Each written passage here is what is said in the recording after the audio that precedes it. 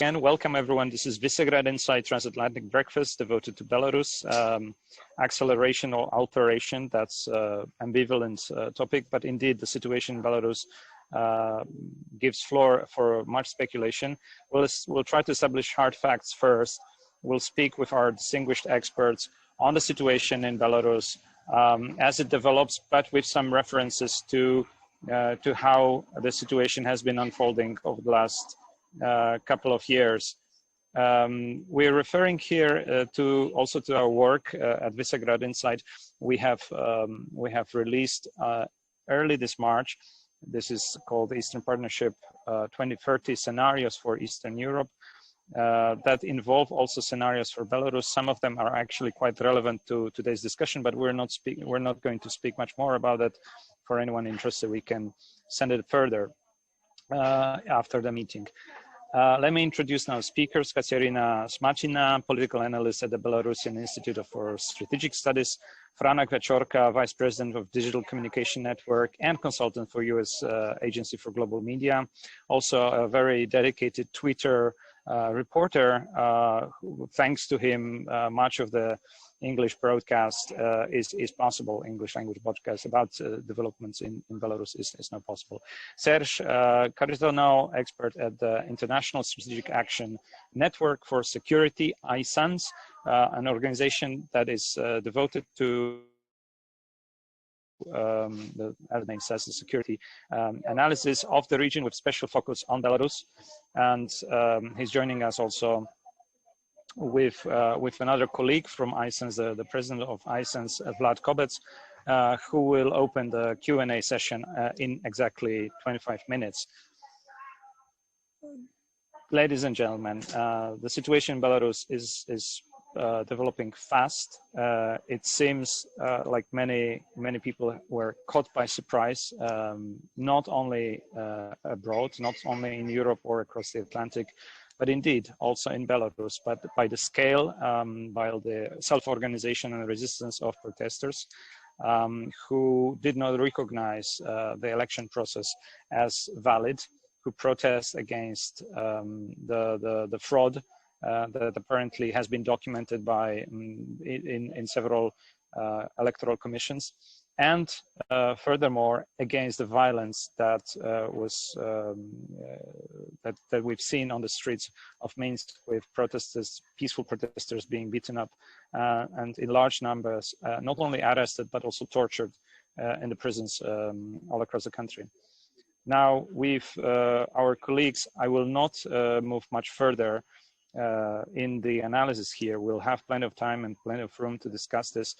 But I wanted to ask from a very specific angle, something that we in Visegrad Insight focus on. We call it information sovereignty, which is the possibility of control of information by the democratic society, by pluralistic information that is in fact essential to any sort of self-organization, self-awareness of a society that, in the case of Belarus, for many years seemed to have been dormant and now exploded. So I wanted to ask each and every one of you to begin your account of the events in Belarus, and then we will discuss scenarios, potential trajectories for the future of this country.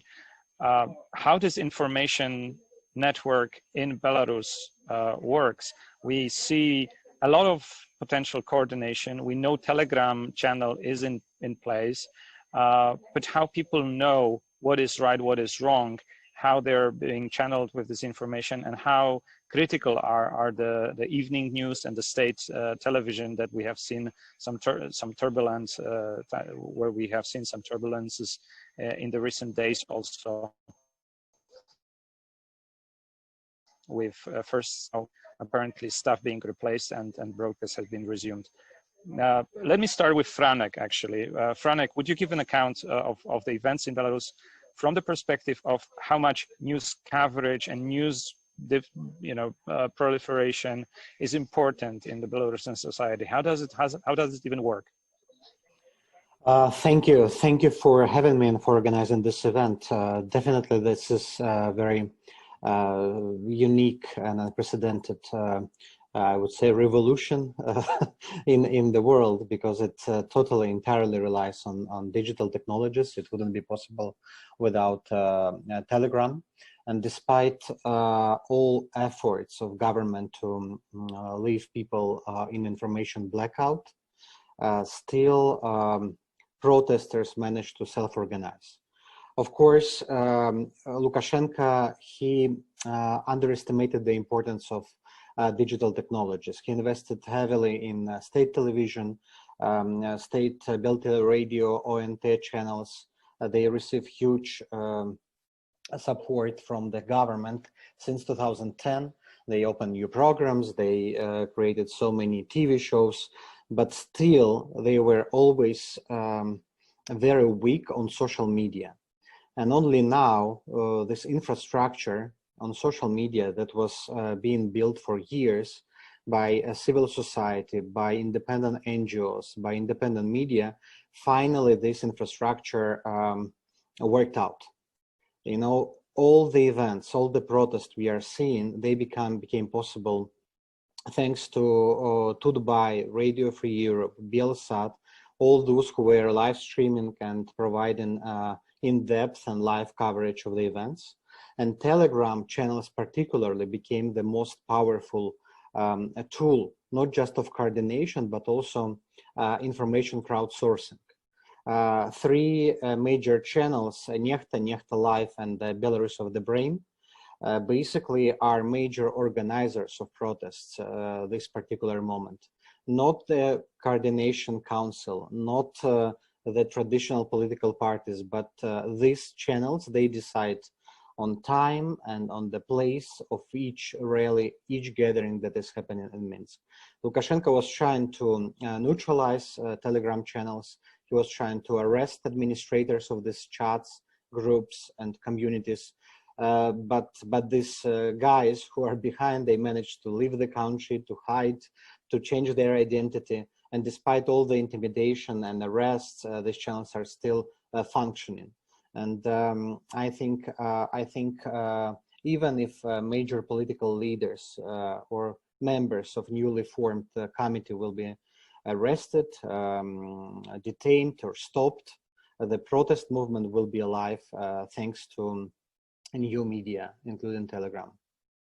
Thank you very much.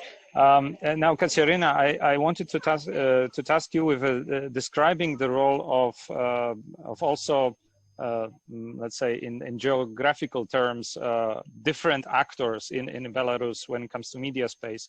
Franak was today reporting just hours before on Lukashenko admitting and allowing pro-Russian with a heavy USSR kind of load, ideological load on their shoulders to be operating and being supported by the state to kind of introduce in the information space of Belarus a Russian state organization. It seems that this, and we know that also from iSANS reporting on Belarusian information space, information sovereignty, it seems that Russian organizations or Russian kind of channels of information were already knocking on the doors for quite some time. How this situation and how this, again, the news ecosystem and information ecosystem works in Belarus, according to you? Greetings, everyone. Happy to be here. And today I want to talk about the network of pro-Russian regional media, which operate in Belarus for a few years. My colleague and I have been doing some media monitoring on how those key narratives of this media networks were changing over time. And we started our monitoring a year ago at the time when there were union state integration talks, and then proceeded with the COVID times and up to now. And I would say that, like, first, now I'm talking about the regional networks, which are hosted, like the domain names and everything was purchased by Russian persons, and they are controlled and financed by Russia. And those are small media outlets, internet outlets, such as like Beresti News, Grodno Daily, and they're essentially copy-pasted one from another. They have similar labels on their websites, and they have essential similar logic of providing news. The news section, what's interesting, it's pretty accurate. They would refer to quite accurately report on current events. But in the blog section, that's when interesting content starts to pop up. And during the Union-State integration talks and the parliamentary campaign a year ago, the key narratives were against the Belarusian opposition, and there was a number of defamation attempts against the opposition. During the COVID times, they were arguing that the NATO is financing Belarusian opposition for each patient with COVID diagnosis and stuff like that. Then what is interesting, they were supporting over this last year, they were posting messages in support of Lukashenko government and his decisions. Which is different now, and I will talk about this in a minute. And then they were having a very strong pro-Russian rhetoric, especially in support of the integration talks, saying something that, something like the integration with Russia brings only benefits for the Belarusian people with no danger of sovereignty trade-offs. And they also wrote about strong anti-Western sentiments. What has changed at the moment, and I also will make one remark that during that time of research, we've interviewed experts, media experts, and they all concluded that at that time, this regional network was not used at full capacity. So essentially, they were created a few years ago, and they were just sort of existing out there, probably not being very active in Belarus, and did not use this like network at full capacity yet. And this was some sort of like danger for the future, how those information network could be used over time to Russia's advantage, as long as it's controlled by Russia. What is interesting now, again, there was a slight difference in narratives before the presidential campaign, because at that time, let's say the team of Svetlana Tikhanovskaya, other opposition candidates were heavily criticized. Now the message is a little bit different. There is not so much clear support for Lukashenko. There are more and more blog posts by analysts, experts, interviews who criticize Lukashenko for harsh detention and crackdown on the opposition. The new narrative is about how much pro-Russian support there is out there in Belarusian society. And there are interviews and like sort of like speculation messages about there is some pro-Russian group in the Belarusian society which is dormant and which should be aggregated at the moment, up to the possibility of even creating some pro-Russian political party or movement in Belarus. And again, there's not so much actions or like narratives in support of Lukashenko and his recent decisions. They're rather criticized. But at the same time, they post now the interviews with victims of those who were like victims of harsh actions of Siloviki to sort of escalate, to highlight this image that the Belarusian authorities are doing something wrong to their own people. And also when it comes to Russia's role, what is interesting, like it's a totally new narrative. They say that Russia could be a guarantor or sort of a moderator of some kind of negotiations between the protesters and Lukashenko, and that Russia can be a sort of like a provider of stability and a moderator of possible handling this crisis domestically. Okay, we'll move to these messages and potential options in a moment, also during Q&A session. And let me remind all participants that the chat function in the Zoom may allow you already to ask some questions so that we can have them early on in the discussion. We'll begin Q&A session in about 10-15 minutes. But I'm turning now to Serge, where I wanted to ask you also about the situation of getting information on Belarus, and also the situation of journalists, the media professionals on the ground in Belarus. from the recent weeks, what we have seen is, and very unlike other tough situations in the world, media workers were actually targeted with harassment, at least harassment, sometimes arrests. They've been hunted to be arrested by the regime's turbulent days. How does situation look like in Belarus, and how much we can rely on the continuous flow of information on Belarus and on this free access to information, what's going on there? Serge. Hi, everyone. Well, I believe the hardest time was not outside Belarus, but inside the country, where we faced the blocking of internet. So the people who were prepared for the blockade had VPNs and proxy installed on their computers and phones that allowed them to have certain understanding of what was going on in the country. But most of the population, millions of people, remained in vain, and nobody knew of what was really going on in their country, and not just in their country, in their own towns. And that was very critical. For 3 days, the whole country was blacked out. I was prepared for the blockade, but until the very end, until the evening of August 9, the elections day, I still had the hope that the government will not do that and they will not shut down the internet. But it happened, and it turned the country into a complete mess. People had no understanding of what was going on. And when the internet was back, people were shocked by the violence that was being hidden from them. And the reason for returning the internet was not because the government was happy about the ends of protests, because the protests continue, and if I'm not mistaken, it's the 12th consecutive day to that.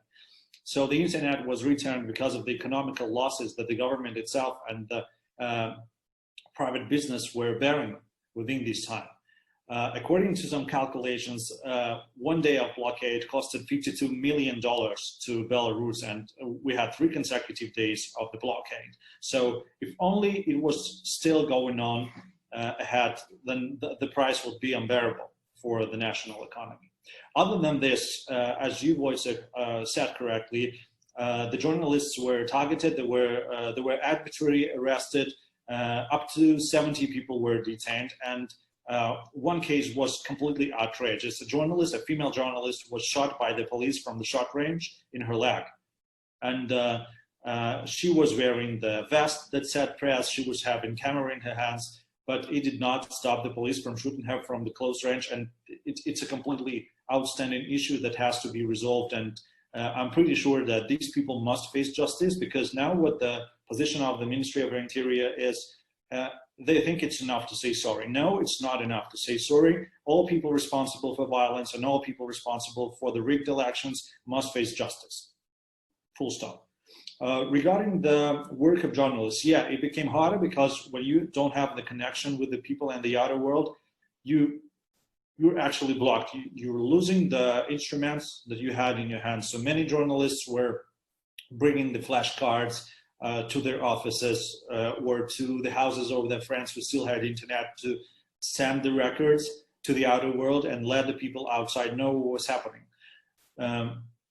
For many television channels, there was an issue with delivery of videos and photos from Belarus to the outer offices, to the headquarters, and many of them were criticized for not giving the complete image of what was going on Belarus, but it was not because the journalists were not willing to make their work, but because they had no opportunity to deliver the materials in time, simply because there was no opportunity to do so. And I would say that so far the government is doing everything to stop the work of Telegram channels, and they are tracing the administrators of Telegram channels, and a few people are now detained, including our colleague Ihor Losik, who's a RFE consultant. But as iSANS wrote in our report in April, Telegram has become the actual fourth authority in Belarus. So it's not the regular press, it's not online press, it's Telegram, because you cannot stop Telegram. you cannot control Telegram, and it's really, really hard to block it. In order to block the work of Telegram, the authorities blocked all of the internet in Belarus, and Telegram was still operating on some devices. So in that terms, I believe the Telegram channels will continue to raise, to grow their importance for the people and their influence. The government tries to pick up the speed that independent Telegram channels have, but they are losing because the government's messages are somewhere back in 90s and 2000s, and in many cases people are signing up for state channels like Pulpierova, which is affiliated with the presidential administration, just for the lulz. They want to see the stupid things that Lukashenko says, and they're making fun of it.